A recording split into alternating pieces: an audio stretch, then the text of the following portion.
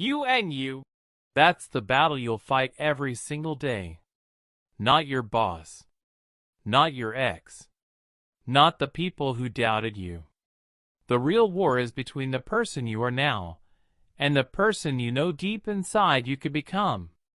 When you wake up in the morning and hit that snooze button, that's you fighting you. When you say, "I'll start tomorrow," that's you losing to the weaker version of yourself. When you scroll for hours, when you make excuses, when you run from discomfort, it's you holding yourself back. There is no enemy out there more dangerous than the enemy within.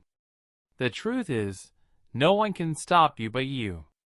No one can push you harder than you. No one can believe in you the way you can believe in yourself. So, stop blaming the world. Stop waiting for the right time. Stop expecting someone to save you. Because at the end of the day, it's just you and you. And the question is, will you conquer the doubts? Will you break the chains of your fears? Will you silence that voice that tells you, you're not enough? Because everything you want, the success, the respect, the strength, the life, it all lies on the other side of that battle. This isn't about motivation that lasts 5 minutes. This is about transformation that lasts a lifetime. It's time to take full responsibility.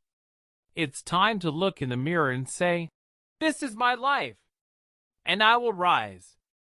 Let this moment be the turning point.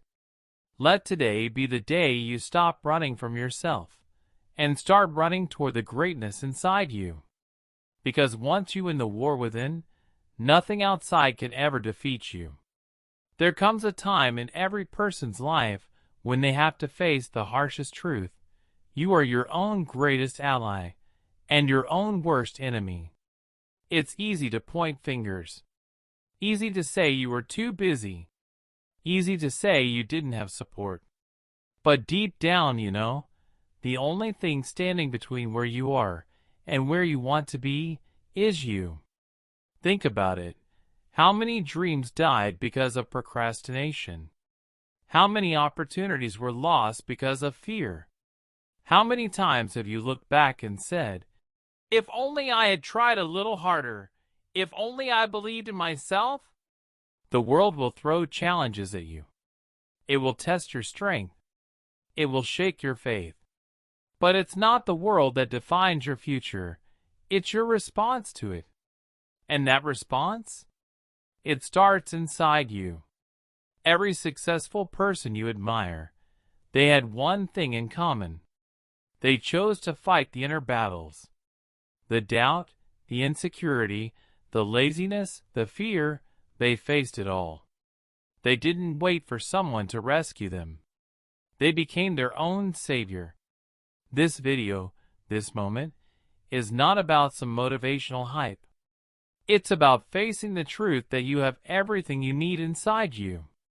You just have to awaken it. You are more powerful than you've been told. You are more capable than you believe. But only if you choose to stop holding yourself back. Start today. Start now. Silence the excuses. Kill the comfort zone. Train your mind. Build your will. Challenge your limits. Because the life you dream of won't come by luck. It will come by discipline, by sacrifice, by consistency, and above all, by choosing, every single day, to rise above the weaker version of yourself. This is not about anyone else. This is about you. And you. There was a time when David Goggins weighed nearly 300 pounds. He was working as a pest exterminator, living paycheck to paycheck, waking up each day hating what he saw in the mirror. He had dreams, becoming a Navy SEAL, becoming strong, disciplined, unstoppable, but he was stuck in a cycle of self-pity and excuses. He didn't grow up privileged. He was abused as a child, bullied in school, struggled academically, and was told over and over that he would never amount to anything. But one night, after seeing a Navy SEAL documentary on TV, something shifted in him. He saw men who were strong, fearless, and unbreakable, and in that moment, he realized, they're just men. They bleed like I bleed. The only difference? They didn't quit. David looked in the mirror and asked himself a hard question. What if I could become someone no one thought I could be? He went to a Navy recruiter, but he was told he was too heavy. So what did he do? For the next 90 days, he ran every single day. He woke up in pain. He ran with shin splints. He swam with fear. He fought every voice in his head that told him to quit.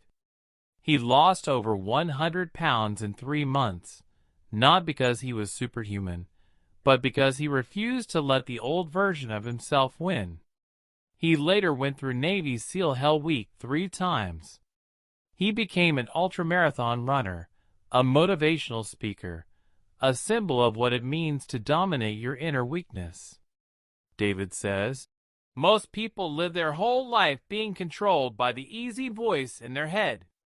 I chose to face the hard voice. The real voice. The one that says, get up. Fight. Don't stop. His battle was never against the world. It was always him versus him. And he won. Bethany Hamilton was just 13 years old when her life changed in a single moment. A rising surfing star, Bethany had already won competitions and was being hailed as the next big name in the surfing world. But one morning, while surfing off the coast of Hawaii, a 14-foot tiger shark attacked her. In seconds, she lost her left arm. Doctors said she was lucky to be alive. The media called it a tragedy, and the world waited to see her give up. But Bethany didn't see it as the end. She saw it as a new beginning. While the world pitied her, she stood in front of a mirror and made a decision. She said, "This will not define me. I was born to surf, and I will surf again." Within just 26 days, she was back in the water, falling, struggling, relearning everything. But she didn't quit, because the fight wasn't with the shark. The real fight was with the voice inside that whispered, "You'll never be the same." She ignored it. She fought it. She became stronger, faster, more focused. She went on to win national titles, inspire millions through her story, and star in a movie about her life. Bethany proved that life doesn't get to write your story, you do. And when your greatest challenge becomes your greatest weapon, there's nothing you can't overcome. Chris Gardner once slept in subway station bathrooms with his little son wrapped in his arms. He wasn't lazy. He wasn't a criminal. He was just a man who had a dream to work in finance, but life had knocked him down at every step. His wife left him. He had no money. He had no degree. He was living on scraps. But he had one thing that made him unstoppable: will. Chris didn't blame the world. He didn't curse his fate. He took an unpaid internship at a brokerage firm during the day and sold medical equipment at night. And despite the exhaustion, the hunger, the humiliation, he never gave up. Why? Because he knew that success was not about luck. It was about refusing to lose to yourself. Chris passed the stockbroker exam. He got hired. Years later, he launched his own firm and became a multimillionaire. His story inspired the movie The Pursuit of Happiness, but the real victory wasn't the money. It was that he won the war within. He chose not to break. And in doing so, he broke every limit. Steve Jobs dropped out of college. He slept on floors, returned Coke bottles for change, and walked 7 miles every Sunday to get one good meal at a Hare Krishna temple. People thought he had no direction. But Steve wasn't lost. He was listening to something no one else could hear, his inner voice. When he co-founded Apple, he was just a young man with a big dream. He faced failures, was even fired from his own company. But instead of letting rejection define him, he built another company, Pixar, and revolutionized animation. He once said, "The people who are crazy enough to think they can change the world are the ones who do." Steve Jobs didn't live an easy life, but he lived a focused one, a bold one, a life where every step was a fight against doubt, against fear, against complacency. He taught the world that when you listen to your own inner drive, nothing is impossible. Wilma Rudolph was born prematurely, and by age 4, she was diagnosed with polio. Doctors told her she would never walk again. She had to wear braces on her legs and could barely stand. But Wilma had a fire in her that no diagnosis could dim. Her mother told her, "With faith, persistence, and courage, anything is possible." Wilma believed that. She removed her braces. She practiced walking, falling, crawling, anything she could, day after day, year after year. At age 12, she finally walked without braces. At 16, she qualified for the Olympics. At 20, she won 3 gold medals in track and field, becoming the fastest woman in the world. Wilma didn't defeat her illness. She defeated the belief that she was broken. She didn't run from her struggle. She ran through it, all the way to greatness. Yes, J.K. Rowling. Before she became one of the most famous authors in the world, she was a single mother, unemployed, battling depression, and writing in cafes while her baby slept beside her. She sent Harry Potter to 12 publishers, and all 12 rejected her. People told her fantasy stories wouldn't work, that she should get a real job, that no one would read her books. But she didn't write for approval. She wrote because something inside her refused to be silenced. J.K. Rowling once said, "Rock bottom became the solid foundation on which I rebuilt my life." She wasn't competing with the world. She was simply fighting to not give up on herself. Today, she's inspired hundreds of millions of readers. But more than that, she's proof that the real magic is in never quitting on your inner fire. You and you. That's where the journey begins and where it ends. Every story you've heard today, from David Goggins to Bethany Hamilton, from Chris Gardner to J.K. Rowling, wasn't about someone fighting the world.